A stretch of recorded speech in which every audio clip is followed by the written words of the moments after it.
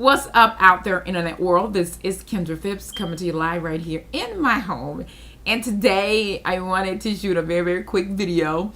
And I wanted to talk about something that was very, very near to my heart. And when I saw it in the book, I just had to share it. It made sense to me. I lived by it, and when it appeared in the book, I said, well, okay, here we go. And this is what I did. Gotta send kudos out to my mentor, Cedric Harris. I ended up picking up this particular book off of one of the CDs that he did recommend. There's a couple of books that you definitely need in your library that would be able to assist you on your journey. So I picked up the book, and here it is right here. It's the 1 Minute Millionaire by Mark Victor Hansen. Again, it's the 1 Minute Millionaire by Mark Victor Hansen. And when I got to this place in the book, I was like, wow, here we go. And the topic, so when you get the book, gotta put that out there. When you run out and go get this book, you understand why. You're like, oh, okay, Kendra, I've heard this, but I just never really, applied it in my life in this particular manner. And the topic says, God knows where the gold is. Okay, God knows where the goal is. And I'm going to read just two quick little excerpts out of the book, and I'm going to tell you why I'm bubbling over. And here it goes. It says that if our spiritual life is so important to most of us, then why don't we tap into our spiritual realms more often to reach our monetary goal? That's a thought. People don't usually associate money with spiritual matters, as if we want to maintain a separation of church and state in your personal life affairs as well as your politics. Well, there's really no way you can separate God. You can't do that. So as you're on this particular journey in life, be it, financial freedom or just trying to live a more life being abundantly, there's no way that you cannot allow God to cross over in your business, because you take him everywhere you go. So when I was reading this particular component and to understand that, hey, if God created gold and he knows where it is, right?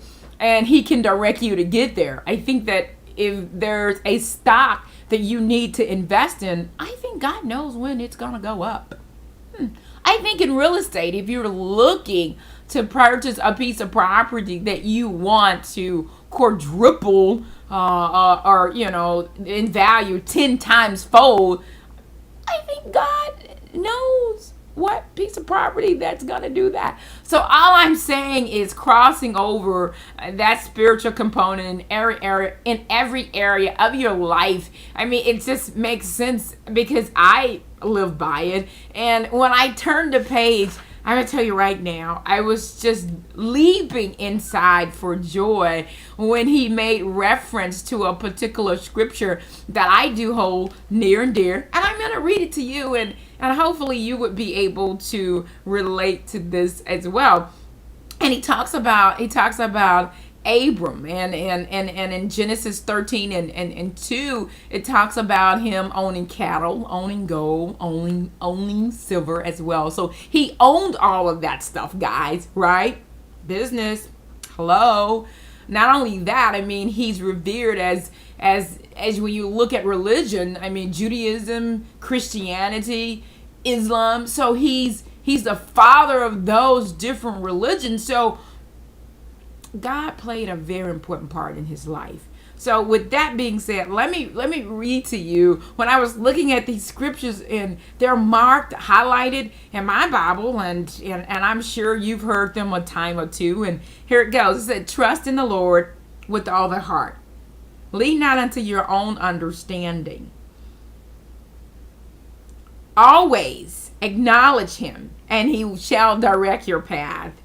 Honor him with your substance, and with first fruit, with all thine increases, so that your barn shall be filled with plenty, and they press shall burst out with new wine.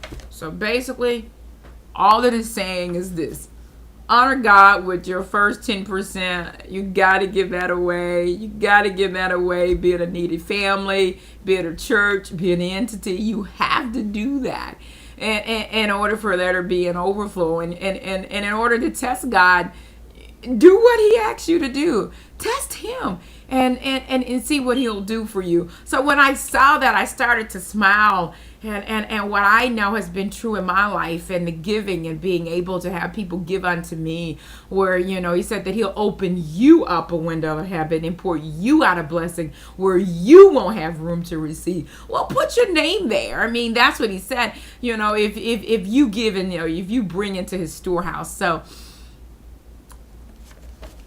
here's the book, The 1 Minute Millionaire, and to know these basic principles, biblical principles, are there for us to use as a guide.